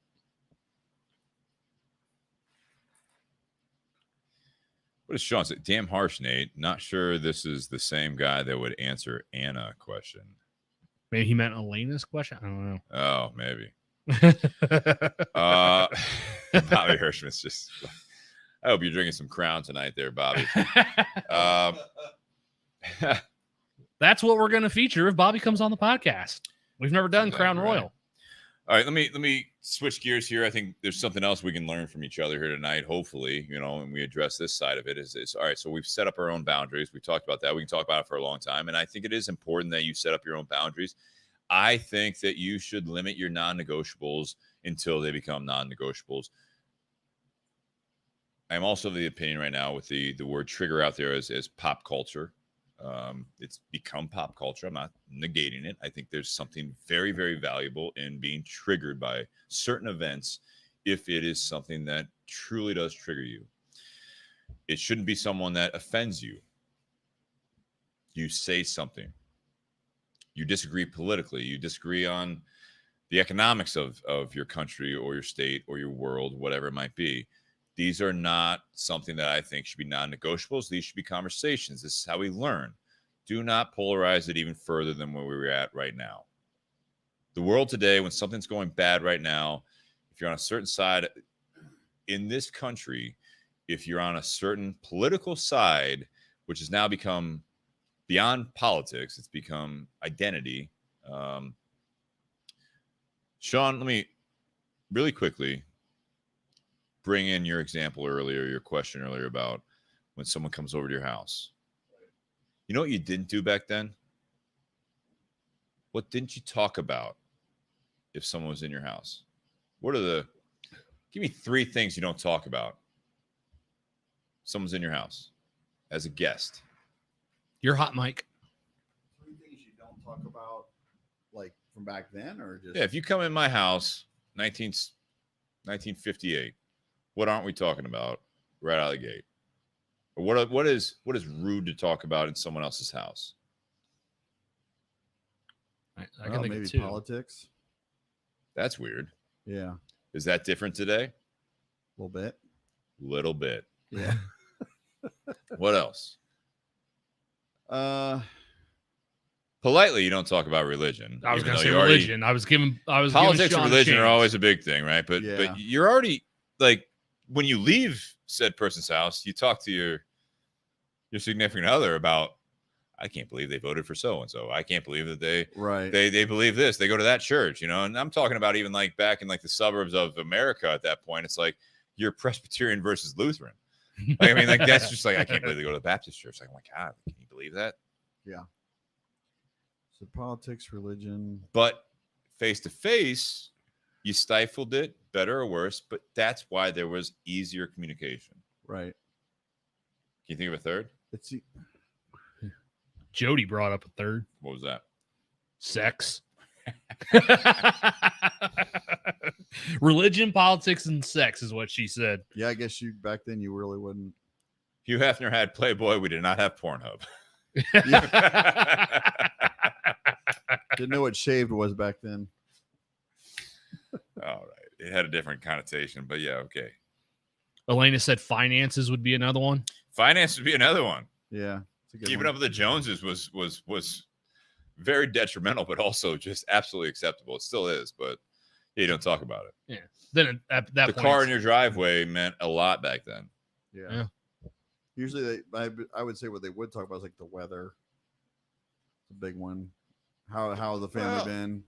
And a lot of times too, I mean, if you're in the same neighborhood, if you're talking about that type of stuff, the houses were very similarly priced. It wasn't this roller coaster we're in right now where it's like you buy a house this and a year later the people buying the house across the street is this much more. So it was just like it was very steady and everything else. Yeah. So everyone kind of had a similar job, but it's like you also, even if you knew someone lost their job, you didn't talk about it. Well, You went over there, you kept appearances, you were nice, you didn't say, hey, you need any help. But there was always that like behind the conversation, that at some point either the ladies would talk about it, the guys would talk about it, but it was always like Bobby said with the business side, it was always behind closed doors. Right. Now it's Sean brought up, don't talk about problems in a relationship, because sometimes that just seems like you're gossiping almost at that point. My stepdad used to have his definition of gossip was sharing detrimental information to someone who's not part of the problem or not part of the solution. Yeah. And, so if you're going over to a neighbor's house and you're just going to sit there and gripe, like that neighbor part of the problem? Well, only if you're screwing the neighbor. Are they part of the solution? If they're a marriage counselor, maybe. Kind of have like that. I think back in the day, it was like the Stepford wives. Everything was just fine. And it was kept up appearances. Yeah. It wasn't a deep conversation. I don't think back then. It was just very shallow. There was a transition, I think, with the between like the Puritan values, right? Which was something that a lot of this was based on. Mm-hmm. That you don't talk about your problems. Now, It's all over social I'm media. not equating this to mental health, like to the extreme, but there is something there that it's like now you can talk about anything and you're encouraged to do so. Well, it's exhausting at some point, and I know this personally, is that at some point you need to just be able to handle it yourself to a point, and then pick your audience. Yeah. This is not open mic night with your day-to-day life. This is not keeping up with the Kardashians on reality TV. Mhm. Like, talk to people that you can trust in confidence and that you also want to hear their opinion. I wanted to bring up the next step of this and how to recognize and honor other people's boundaries. How do you recognize other people's boundaries? We already talked about like what we need, and I think that's a good way to mirror that a little bit. But are there tipping points in relationships, whether it be with your personal relationships, with business, whatever it might be? But when people are setting up boundaries, or they have boundaries, they're not setting up against you, but they have boundaries. How do you recognize those? Well, I think it goes back to what I brought up at the beginning of it is communication, because I think sometimes What if they're not good at communicating is my point, right? So like, I think how do you recognize, how do you stay active on that? If I don't flat out say like, hey man, like I don't want to see, like, it's not you, I'm dealing with something, I just need a little bit of space. But the other side of it is I'm telling you, Nate, Sean, or anyone out there, like you're in this, like, you know, a friend or whatever. Oh, I'm busy. Next time. I'm sorry, something came up. What are these recognizable factors that might get you to the point like, well, now I have to be the more active one here, that they're not giving me the clear boundaries, but what am I recognizing? Are there? I think it can be tough to try and recognize those boundaries if that other party doesn't say what those boundaries are. That's why I brought up the importance of communication at the very beginning. But if that person's like, hey, you know, now's not a good time, I'm trying to deal with something, like, okay, that person's communicated they're dealing with something. They may not tell you all the specifics and all the details. That's because you don't need to know. It's on a need to know basis. You don't need to know. But I think if it's just, you know, in general, like, it can be a very difficult thing to know what those boundaries are. So if I have a friend that goes through a breakup, me personally, I know that that's going to be a very difficult subject for that person to deal with, and they may not want to talk about it. So me personally, because I know it can be a hard thing to talk about, I don't bring it up. I'll ask that person how they are doing. So, like, you know, Steve, with what happened with you last year. Yeah. Like, I knew it was a very tough situation. My main focus was how you were doing. So after that happened, like, I was always reaching out to you and asking you how you were doing. Yeah. I never pried into the specifics of what had happened and what was going on. If you wanted to talk about them, that was completely up to you. I didn't pry. Right. I let you put out what you wanted to put out, and I respected that, because I know that there are some things that are very personal that not everyone feels comfortable talking about, either because, you know, they don't want, sometimes, especially with us being in the cigar shop, you know, we deal with a lot of customers, we deal with a lot of regulars, people that we might consider casual friends. We don't necessarily want everyone in the cigar shop knowing what's going on in our lives. Right. If we're dealing with something, we don't want everybody in the shop knowing what's going on, right, because they're just going to continue to pry at us. Right. So I want to talk, and you're absolutely right. I mean, like, obviously the personal relationships, there's something like I want to real quick raise a glass. You have a glass, or everyone out there listening right now live, Nate, stop typing for a second. raise a glass to Shannon's grandfather / father. Yep. Yeah. Last week, I did what I think a lot of people should do when it comes down to people that you see that are dealing with important things in their lives, and sometimes like you're talking about losing a relationship, you're talking about losing someone that's important in your life. You put it out there. You give them the out. If they don't want to take the out, fine. Last week we were all we all benefited from having Shannon Chapman on the podcast. He's not here tonight because between last week and we talked about it last week, but he did unfortunately pass, and to Shannon's point, fortunately pass also. So so cheers and best wishes to the family. Yep. I think that's a big part of it, is that, and Sean, your wife was I don't know if she's been listening the whole time and she's just holding back, but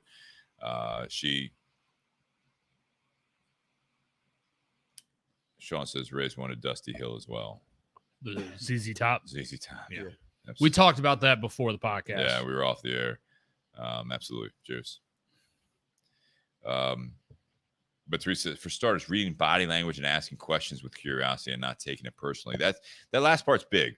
Not taking it personally is the toughest part, no matter what the situation is that if you have boundaries that turn into walls building up, there's a level of respect there. And sometimes, again, I talk about it like I want to fix it. And also sometimes I want to fix it not only for their sake. That's typically what it is in my life. But if I'm part of the situation, I'm trying to fix it so that my world's not changed. Yeah. Because I don't want that person to be hurting. I want that person to be that person that I want them to be. So there's a little bit of a selfish side of it.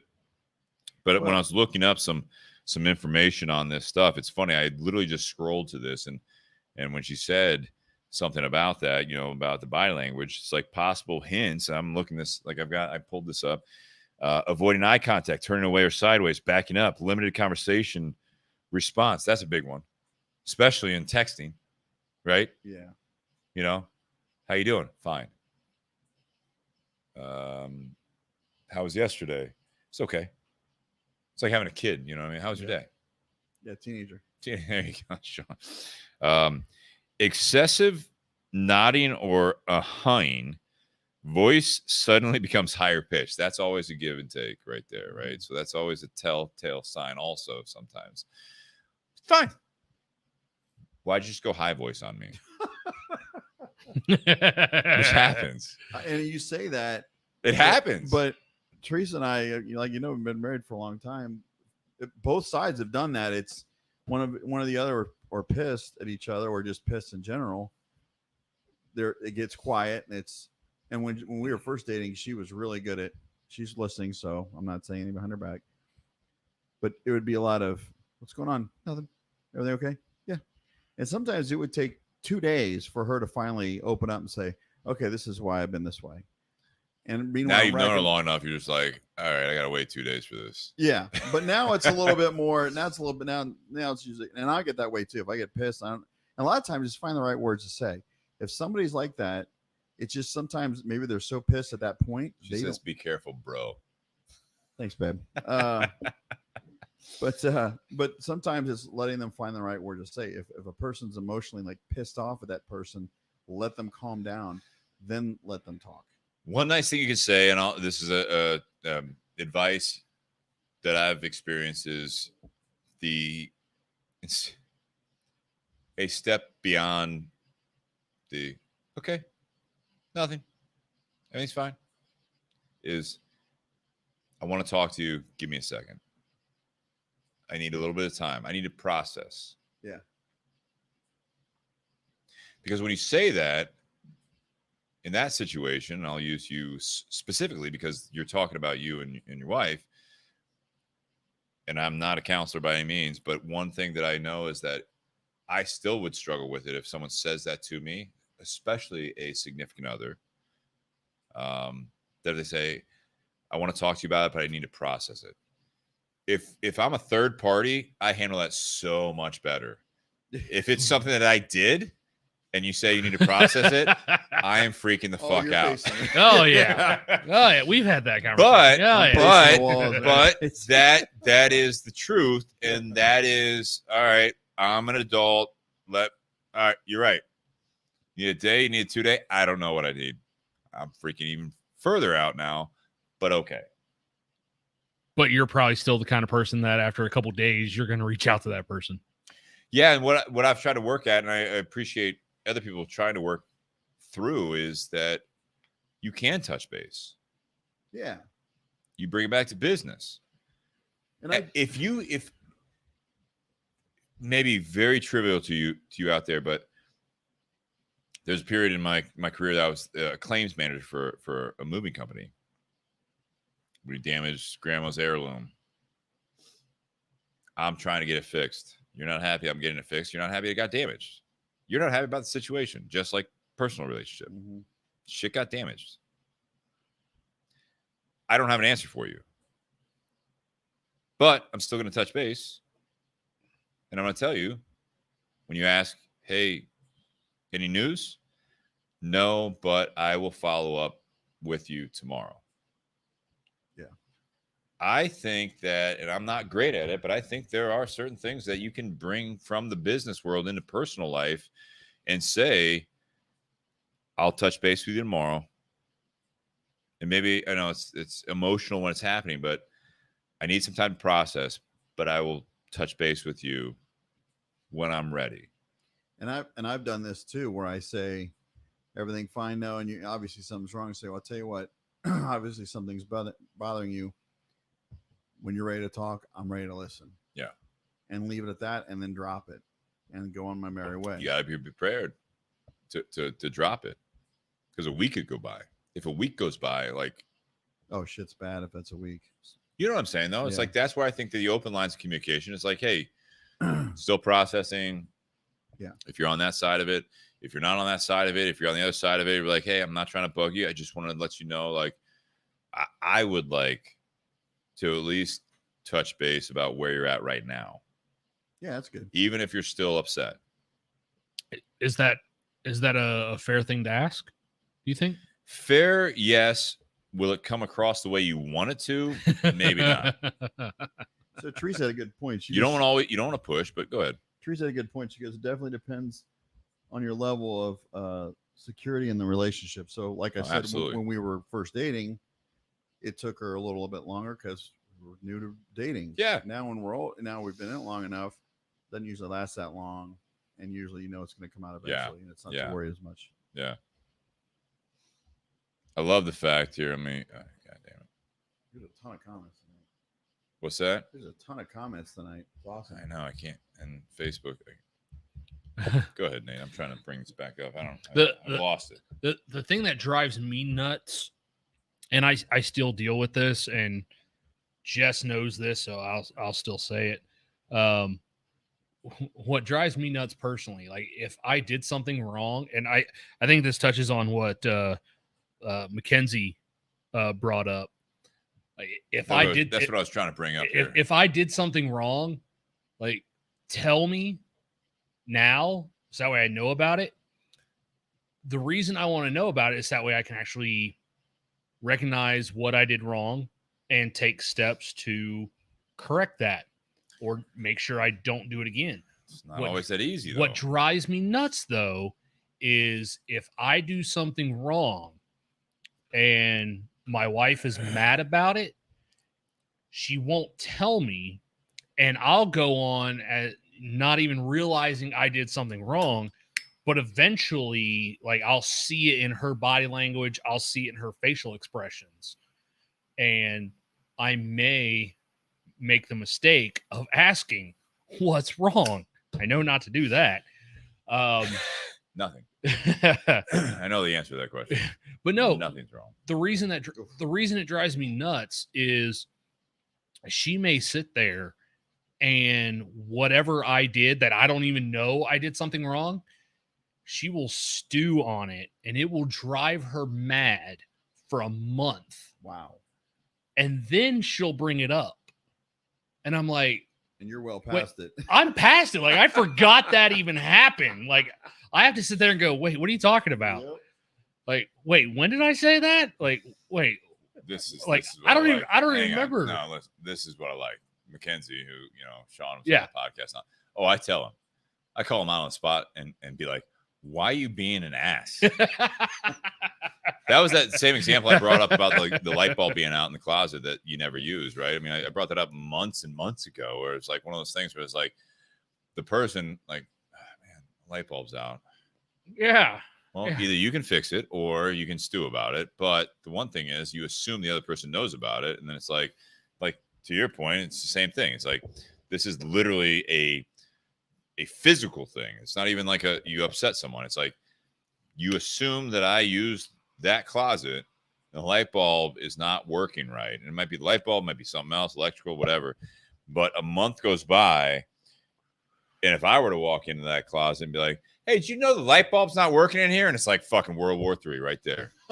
Like, Jesus Christ. Yeah, you know what? I did know that. How did you not know that? And like, I haven't been in here in a month. Like, has it been out for a while? You would say that. Hey, honey, how long's the check engine light been on in the car? But no, it drives me nuts because so if I do something wrong and my wife's not happy about what I did, if she brings it up right then, like I have a chance to sit there and go, okay, yeah, maybe I said the wrong thing. Maybe I did the wrong thing. I'm sorry.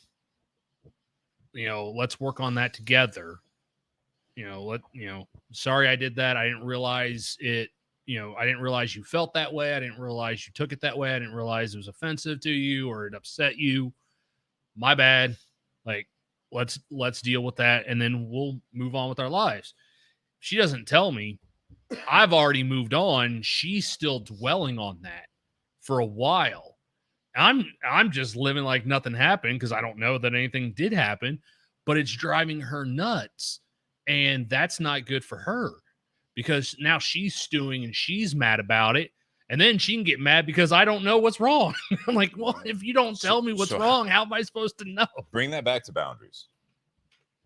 Well, I think it goes to the communication. Like if I do something that offends the other party, tell me. Because, okay, cool. Now I know where the boundary line is. I know not to cross that. I know not to do that again. So going back to what if you I don't asked, tell me that I did something wrong, I may do that again. No, you're assuming. So that's what I was saying earlier. This is where I remember I shifted gears here about the fact that how do you recognize? So what can you do? What action can you do if you're starting to pick up cues? Ask. There it is. Take the initiative and be like, you know what? I think something's a little off with you. Like, no. Well, just ask. And be like, hey, don't did I put do words something? In their mouth. Did I do something? What's going on? Are you okay? Did I do something? Like, but yeah, you have to. I think some people have a hard time initiating that conversation because it can be a difficult conversation to have. But if you suspect that there's an issue and you bring it up, that person's more than willing to just unload and tell you everything. Sometimes that may not be, though. They may.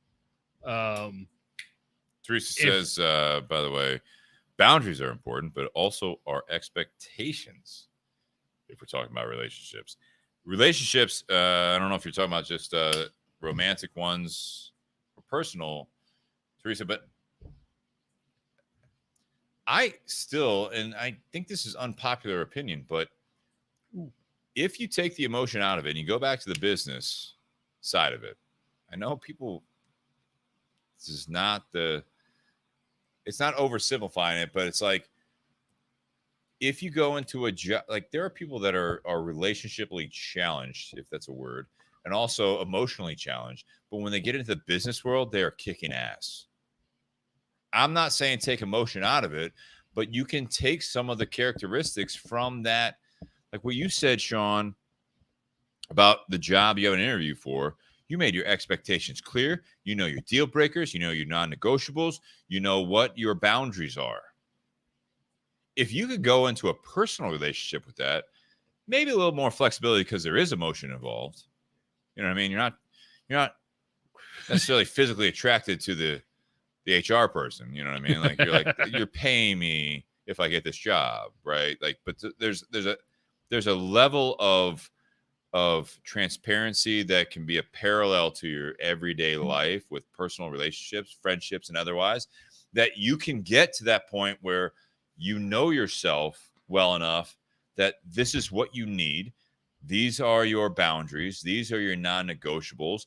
I encourage everyone to try to keep their non-negotiables to a very, very minimum.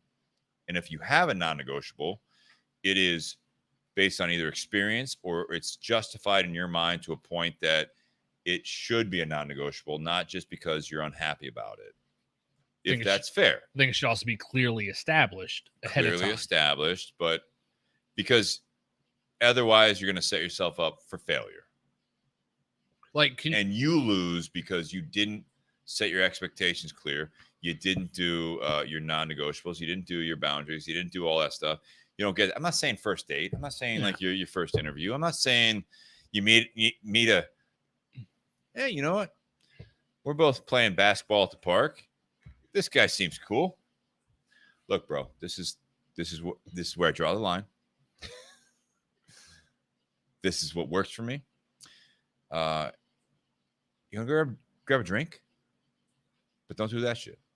Like, you can't just like come out of the gate with it. You know what I mean? You can't accelerate that friendship. You can't accelerate their relationship, whether it be romantic or platonic or professional.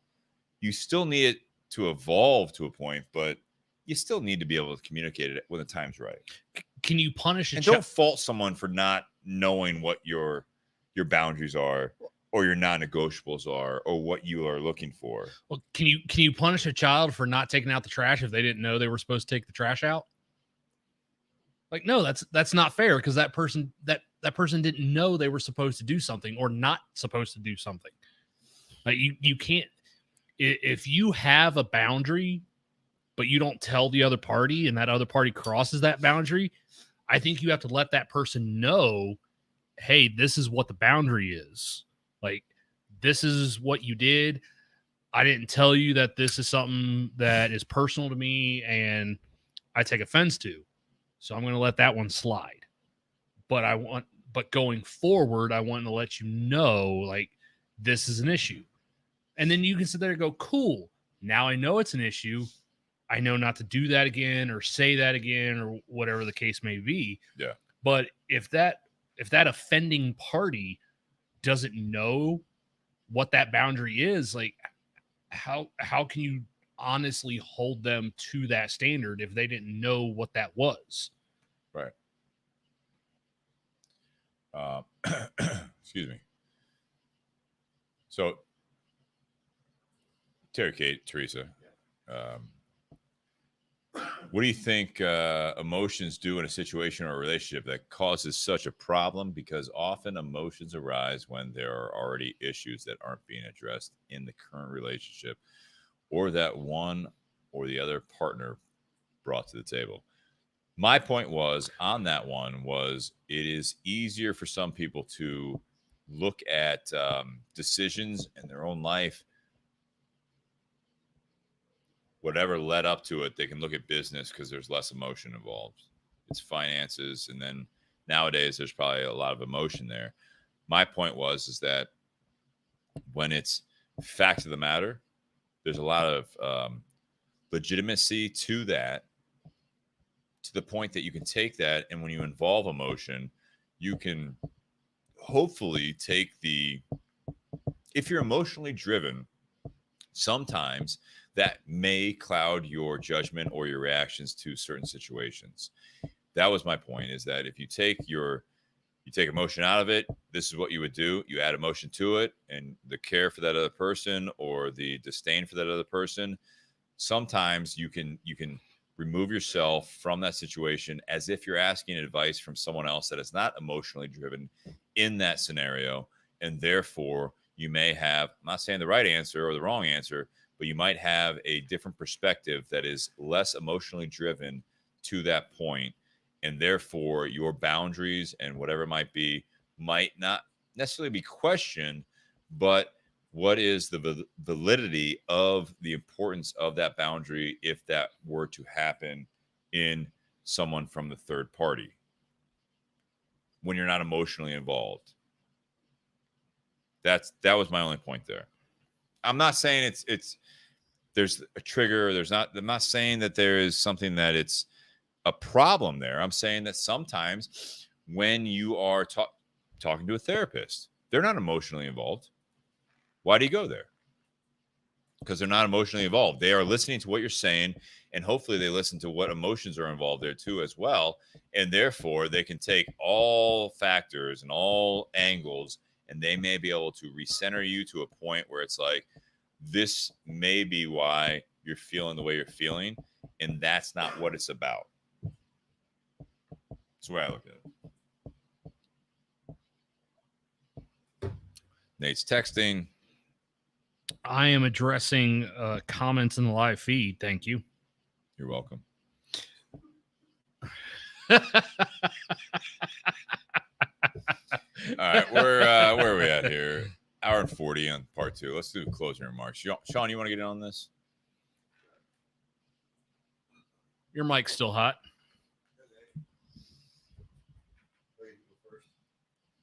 Yeah.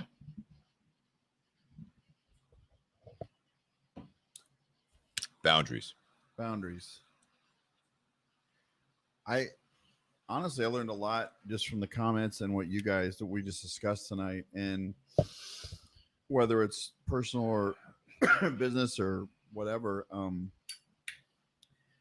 I think that this is a good reminder.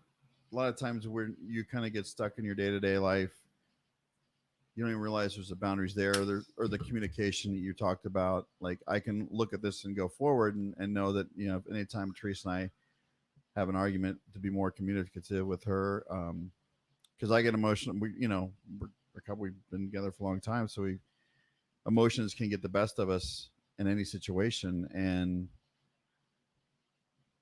this is just a good way of just having this podcast. This subject is just a good way to, like, kind of bring everything back to allow yourself to, when you move forward,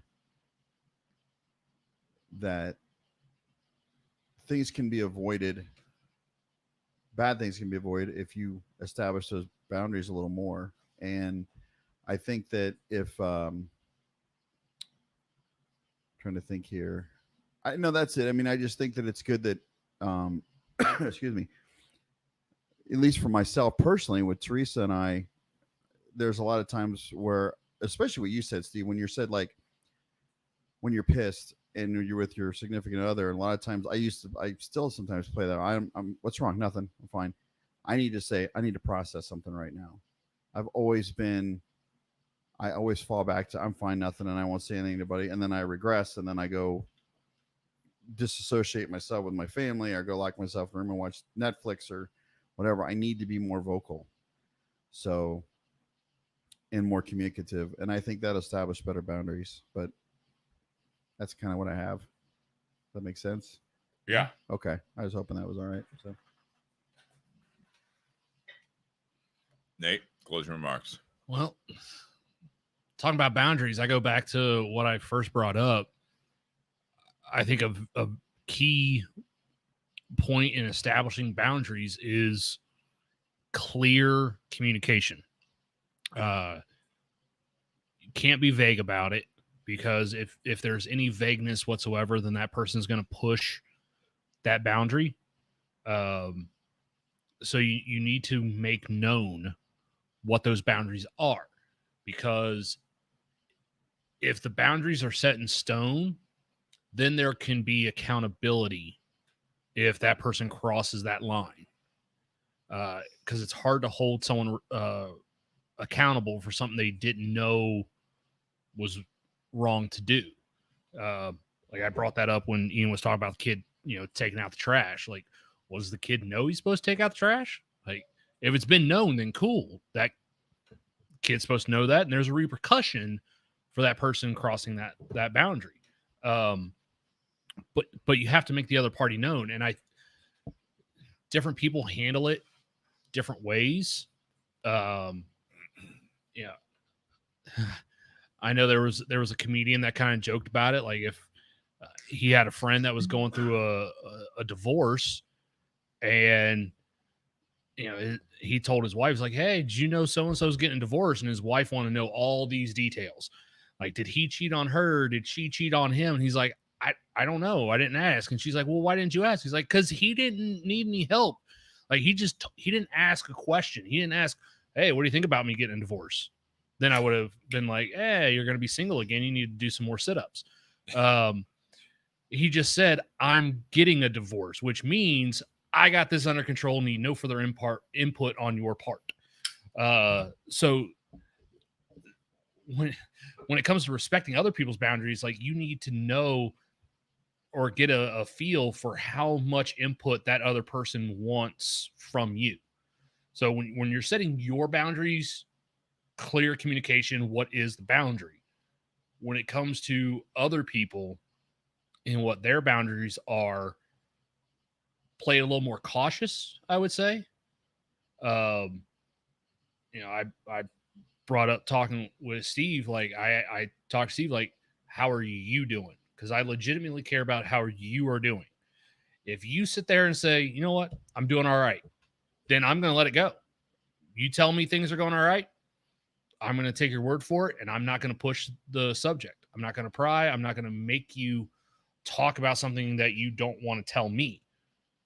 If you want to open up, fine. That's cool. You can open up to me. But even in all the times that Steve was opening up to me, I wasn't sitting there giving him my advice. I wasn't sitting there telling him what I think he should do or needs to do. Because sometimes it might be that person just needs to talk about it. They just need to say it. They don't want to have a communication back and forth about it. They just want to let you know. Like they just want to talk about it, because sometimes them just talking about it, that is their release. That is them dealing with it. That's their therapy, is just saying it. And then you need to respect that boundary. What was that topic we had with the Bourbon and Blondes? Active listening. Exactly. So listen to that other party. That doesn't mean you have to give your 2 cents. Doesn't mean you need to necessarily sit there and try and fix the situation. If they ask you for help, great. Be there to help that person. If all they need is an ear, then be the ear. Whatever your role is in that relationship, be that role. If Steve and I's friendship, if my role is to be the ear that Steve needs to just get something off his chest, that's my role. And I live with that. I don't try to be something I'm not. I don't sit there and try and take the place of the other person. Like that's not my role. I'm just there for that person. Sometimes being there for that person, that's the boundary. Respect that.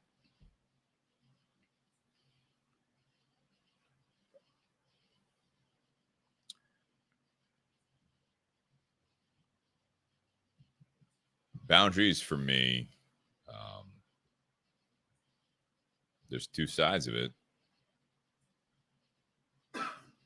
If you're creating boundaries for yourself, I think this is a moment. This happens a lot, that you really need to know why, or try to understand why you're creating boundaries for yourself. Because when things are going well and everything is just, it's another good day. Sadly, that's not as common as we'd like. There's something that's going to impact you. So if something builds up to a point that you are building a boundary, this is not planned by any means. I've been listening to you guys. I've watched the feed the best I can. If you're building a boundary, it's because of the past.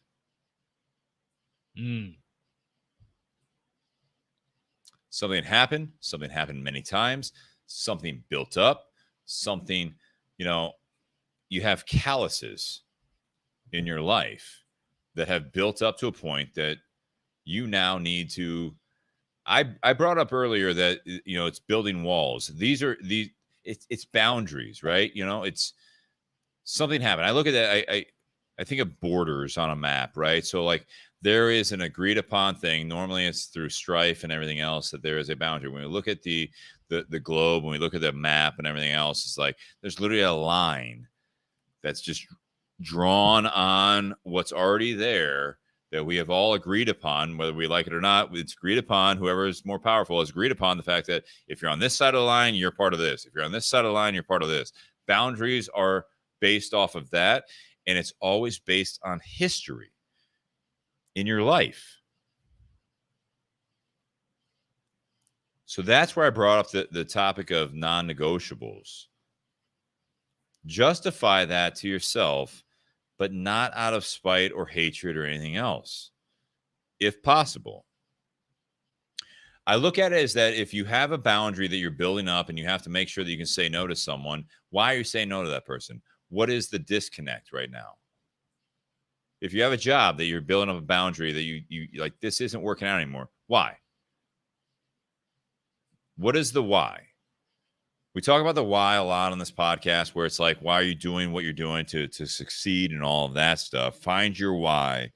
But if you have boundaries and you need to say no to people, that's okay. But the next step is why is that happening now that you need to say no to that person? Are they a bad influence? Are they asking you of ill will things? Or are you just uncomfortable? I truly believe that if you're building up a boundary around you, it's for self-protection, and I can appreciate that. But addressing why that is built up in your life, why this boundary that you need to establish, and I'm not even talking about the everyday stuff that's like, look, man, it's my day off. Like you're talking about work and all that stuff, Nate. It's like, you know, hey, I clock out at 5, 6 o'clock, whatever it might be. Like, that's the agreement. I'm not always available because I have family. I got shit to do. I got myself to take care of. But when it comes to the leveled up experience where it's like, no, I have boundaries that are now walls that are non-negotiables. When they accelerate to that point, when they escalate to that point, this is where you need to, not telling you what to do, one needs to really address, why is that a non-negotiable? Why is that a boundary? Why is that a border? Why is that a wall? Why is it something that has gotten you to that point? If you address that, the hope is that your mental health is good because of that you've addressed it. The other side of it is that the good news is that wherever you're at in life, whatever age you're at in life, whatever stage you're at in life, you might get to that point that you move past it, that it's no longer a boundary because you've now embraced it and you realize and you've addressed it that, and this is very hopeful, I'm not saying there aren't non-negotiables. I'm saying that you might be able to move forward. And you might be able to embrace that level of uncomfortable sense of your life. And that's the hope, that whatever that linear history is in your life that built up that boundary, that you now may surround yourself with people because of that and because of the steps you've done. That you may surround yourself with people that don't question it, that actually bring that wall down a little bit, that you might be like, that used to be a boundary for me, but the people that are around me right now, I still have it. It's here, but it's never questioned anymore because I've made choices. I've made strides. I've brought people into my life. I've pushed people out of my life to a point that this isn't a boundary for me anymore because I don't surround myself with people like that. I've actually learned from it, grown from it. And whatever the past was that actually built up that boundary that made me feel like I had to say no to people, the people in my life right now, I don't feel like I need to say no to them. That's the growth. That's the goal. And I think that is something that, instead of staying in the moment, sometimes it's important that you need to stay in the moment and you need to be able to say no. You need to have that boundary. But the goal is to move past that. You don't need to find people in your life that you need to say no to. You need to realize why you're saying no to them.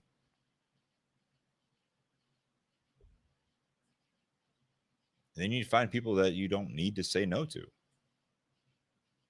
And therefore, you don't need to have your walls up. You don't need to have you always have them up a little bit, but you don't need to have them up as the primary. You can actually wake up and you can enjoy going to have brunch with someone. You can enjoy going to work. You can enjoy having a smoke with a friend. You look forward to stuff. It's not, as soon as the negatives outweigh the positives in your life, there needs to be a adamant and active change in that. And I think that's where the goal is, to not have as many boundaries, borders, walls, or just hurdles in your personal everyday life. It's truly to learn from it so that you can let down your guard a little bit and really enjoy the time that we have on this earth. I think what I caught from that is like it's up to that party to tear down and move past those boundaries or borders. It's not your job to make that person do that. Sometimes you have to move past it. But you're right.